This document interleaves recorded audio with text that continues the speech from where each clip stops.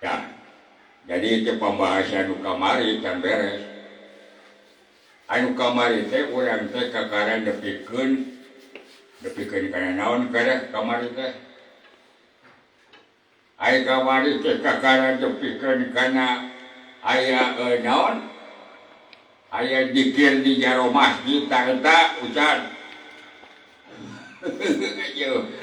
Bener.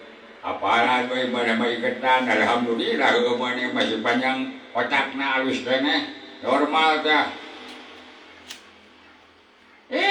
Arti ke sami wae atuh Pak Ustad. Alhamdulillah urang madak kitu ge beureun pangeran masih kene masihan kesehatan kene ka urang kana ciri urang kana pangdenge urang kana panempo urang heueuh.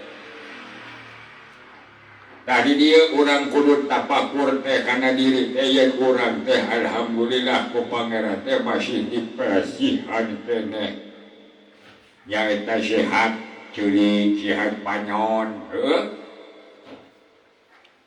leres Pak Ustad leres leres Pak Ustad abdi ge masih kene inget kamari teh Bapak Ustad waktu nalangkeun kamari teh yang urang teh ai dikir di masjid teh heueuh model salat tadi kamari disebutkeun teh ku Pak Ustad. Alhamdulillah heueuh. Syukuran tah kitu mata ai ceuli dipake anu manfaat. Masuk inget wae eta teh. Mudah-mudahan we atuh urang oge digolongkeun kana hamba-hambana anu ari ngedan nyatana pangpengna mah urang teh inget ka Gusti Allah. Itu pindah mah. Dan setuju. Ya, aduh. Ya, alhamdulillah. Nah, jadi ayeuna anu kadua ai kamari kapan dewek teh ngabahas masalah zikir di jaro masjid. Anu kadua mah urang teh nya make tenaga, nya pake pikiran, nya pake ketempuan. Ya pikir pakai otak, oke sarua. Jadi ai dikir di luar masjid mah, tak itu kahiji. Contoh ieu mah, ulah rek sok ngabohong cenah lamun dina waktuna urang aya perdagangan, majarkeun cenah barang alus, padahal butut upamana teh mah eta teh sarua jeung urang teh henteu dikir keur waktu urang keur aya di pasar. Aya deui modelan aya urang ayeuna upama mah model aya urusan nu jadi kolot adawa urusan yatim piatu kadang-kadang yatim nama para dagang anu ngurusnya wae diharakan eta masalah duitna. Tah eta teh berarti urang teh henteu dikir eta teh teu eling ka Allah anu kitu teh cewek mah. Ya ada segitu. Nah, atuh. Anu eta teh Pak Ustad. Dah kuring besok ngadenge eta teh betan kitu teh loba jalma anu model kitu teh. Heuh. Sabab anu kadang-kadang nguruskan panti asuhan, panti asuhan mah teu barulang teh bararedang Pak Ustad. Nah, atuh aya nu ngurusna dapat gara rendut. Heh, atuh. Aing masuk mang salampangkeun kitu Pak Ustad. Ya heueuh. Maca oge tah didinya dikirna urang waktuna urang aya di luar masjid teh. Ulah sampekeun ayeuna urang dikir di luar masjid. Contohna urang boga sawah urang teu aya boga sawah eta teh kadang-kadang aya wae disegetan eta si galem teh teu karasa eta teh kumanehna disegetan aya maneh kira-kira apal anu sok nyegetan galem naon. Aku yai apal, anu kecuma eta mah keuyeum atuh. Heueuh. Lamun saban-saban ayeuna jalma sok daek upama sugan seget bukan hakan bukan ukur parijeng ngeprekan galang-galang anu batur tah eta teh teu jauh eta teh jeung kitu mah jeung keuyeup wah rasa dikirna teh teuing kitu mah tah jadi ulah kaget teh lamun ka hareupna manehna paeh upama dikubur upamana engke bayahanana dipikeun ku pangeran alatan ku amalna ditaprokeun ke eta dibonggurakeun kan dikalungkeun harta-hartana atawa anu kumanehna disegetan di alam dunya teu karasa teh dibeulikeun ke ku Allah teh ulah kaget naon sababna deui amal-amalan bang pasti datang ka urang-urang kena leres Pak Ustad. Ayo Pak Ustad, ayo mau ditajam-tajam teuing. Ayo resep aing mah jeung ngobrol jeung Pak Ustad teh euy. Lain resep, tapi kudu ditabakur ku urang.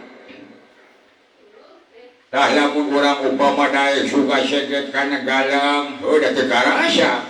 Pangrasana mah weuh nempokeun padahal ai aroma. Kuningan eta teh kana pagawean urang betaking teh. Ada gitu. Laras Pak Ustad. Jadi orang teh kudu tapakur tukut sajakur jeung kudu urang meeling teh atawa nginget-nginget kana zikir ka Allah di luar masjid teh seperti itu. Ulah pangresep teh urang rasa mukaha urang nyegetan balog galang atawa lahan saeutik. Ayeuna cek urang siga teu karasa teh heueuh sajengkal cenah teu pira sajengkal teh lamun dijengkalna ka urang kuramo tapi tempuk anu kahandapna sabaraha puluh kilometer eta nu kahandapna jadi beban eta teh keur urang. Ayeuna urang nu jadi anak tapakuran di ku urang teh aya boga indung aya boga bapa heueuh ayeuna ku urang indung moh bapa ayeuna disapirakeun jadi urus-urus acan kumaha teh pertanggungjawabanna baru kan teh urang teh moal kolot da urang teh pasti bakal kolot atuh cing teh kumaha eta lamun ku anu urang dipanjangkeun umurna seperti kitu engke kalakuan seperti kolot naon sababna ari ngaran kolot mah eta teh sabarana mah contoh ka urang contoh pikeun urang yen urang oge bakal Bakal kolot Pak Ustad. da matak ayeuna ulah sok gagapah urang teh rasa mukaha ka kolot bung malire bung ngurus bung naon baru kan da urang teh moal kolot ya anu nyaho kita kong non kolot bisa bicara model ayeuna bakal kealaman ku urang ulu bisa bicara teu kolot ayeuna tah eta teh tapakuran urang teh kudu daek zikir teh di luar masjid di luar masjid teh ayeuna contona aya wae cucu aya wae ruda atawa naon nu di jalan nu kira-kira batak ngahalangan urang teh disinglarkeun tah eta teh sarua jeung urang teh zikir ka Allah keur saha eta zikir teh keur urang kena sabab aing ngaran amal mah pasti datangna ge ka urang deui leres Pak Ustad. Aduh, mana mantap Pak Ustad teh. Tong muji deui ya dewek paling kudu dipuji tapi dewek pas sabaraha ngingetkeun heueuh boh ka maneh itu boh ka si abang ieu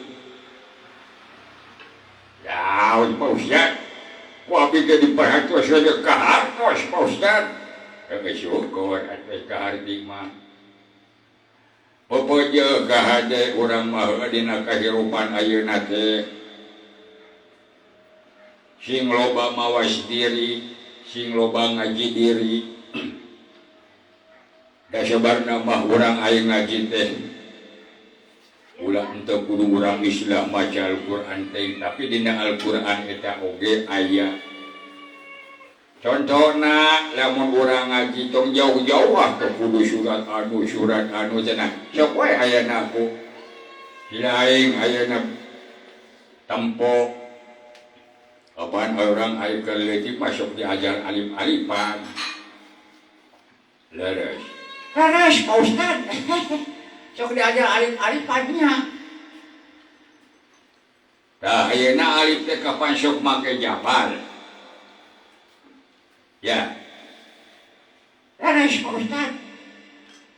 sok lamun ku urang dihartikeun alif jabar a kapanan eta teh hartina teh pake a nya akal alif jar i tah eta teh dipakena teh kana ina teh kana ilmu alif pesku eta teh dipakena teh pikeun usaha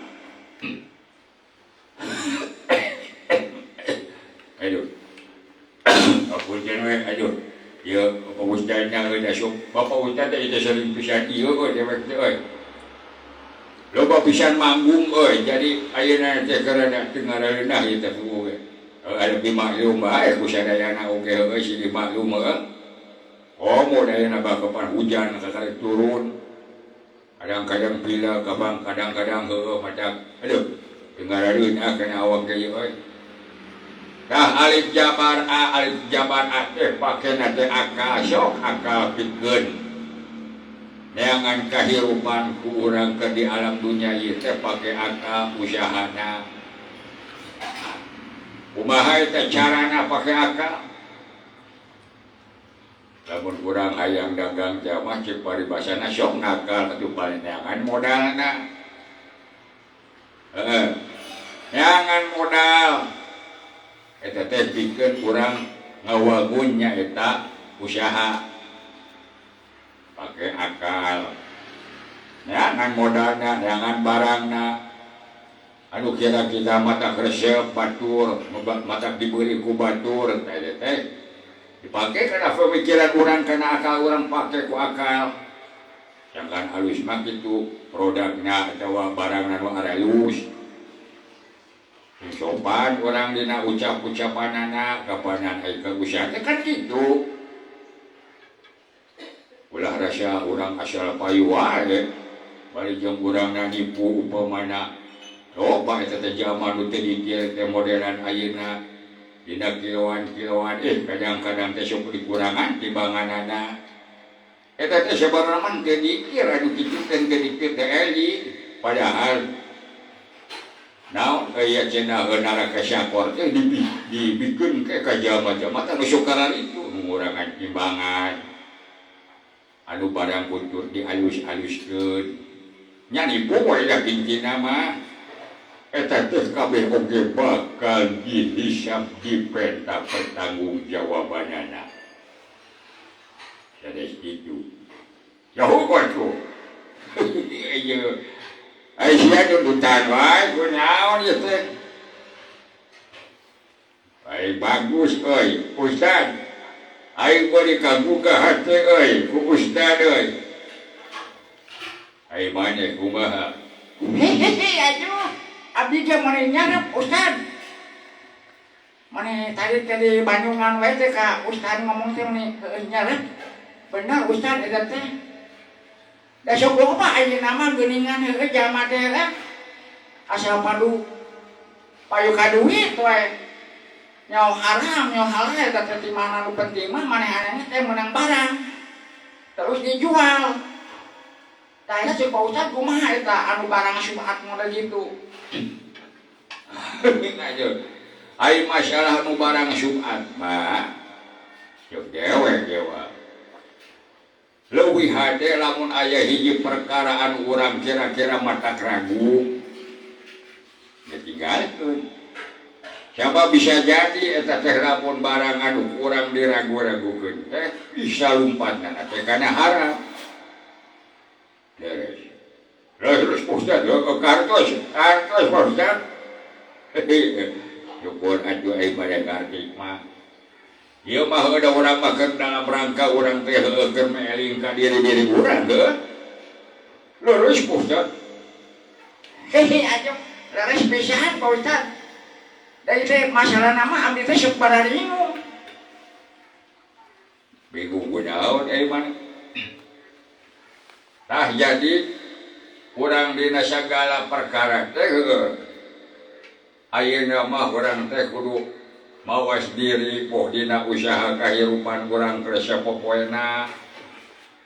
Boh urang ayeuna dina naon neangan harta mah neangan harta nasi urang mah juang dialajar ayeuna mah juang dialajar anu bararesi. Kahade modelan ieu oge jauh masalah modalna kahade. Da pangeran ke moaridoeun cenah kitu aya urang make naon? Make naon modal anu kira-kira mata syubhat atawa haram atuh meunang anggapan kena. Kahiji lamun urang ayeuna make dagang, make barang, make modal anu kira-kira syubhat atawa haram, waridoeun ayo ge. Waridoeun eta teh anu teh mata urang waktuna keur usaha ge peupeujeuh. Tanamkeun dina hati urang pikeun hirup jujur. Pikeun hirup jujur teh urang penting sabab eta teh bahkan lamun urang keur jual beli teh kudu aya ijab kabulna tuh. Ijab kabul kumaha teh Pak Ustad? Contohna pada pedagang sok nyanggangkeun eta barangna ibu atawa bapa si manfaat pikeun ibu atawa pikeun bapa. Mudah-mudahan we atuh ieu teh jadi barokah kitu wae ngomong tina naon ngomong lebih teu kudu-kudu age ku basa eta ge. Eta nyanggangkeun bapa eta barang si manfaatnya sing manfaat kangge bapa. Ya terusnya ku abdi ditampi umpamanya teh mah. Eta teh kapado ayo amin mangga ke ku bapa cenah kayang-kayang nyebutkeun didoakeun heueuh yang sing barokah heueuh. Gitu. Si barokah si manfaat gitu ya. Tah heulaanan mah kitu wae heula kahartos sira kumaneh. Hartos Pak Ustad. Naon piwejangna Pak Ustad? Ku abdi pada di lakonan insyaallah pada dilaksanakeun Pak Ustad. Ya ku kaula ge dipiturutan kalau ku Pak Ustad alus euy. Ya me aloh aing mah alus Pak Ustad. Hehehe atuh. Mun demi alohan ya. Ieu teh ilmu manfaat ya Pak Ustad ya. Nuhun Pak Ustad. Nuhun pisan kacampi ya ku abdi pada dilakonan pada dilaksanakeun ya Pak Ustad. Ya atuh ya kita mah syukur atuh. Apana cek dewek ge mah hitung mah padahan dewek gitu salian di silaing teh gitu mudah-mudahan ka dewek teh manfaat gitu. Urang masih didoakeun we mudah-mudahan we kabarokahan ti Allah teh datang ka urang boh di dunya da boh engke keur di akhiratna mudah-mudahan sing manfaat. Tah sakitu we rupina mugia aya manfaatna. Rabbana atina fid dunya hasanah wa fil akhirati hasanah wa qina adzabannar. Assalamualaikum warahmatullahi wabarakatuh. Waalaikumsalam Pak Ustad. Aduh nuhun.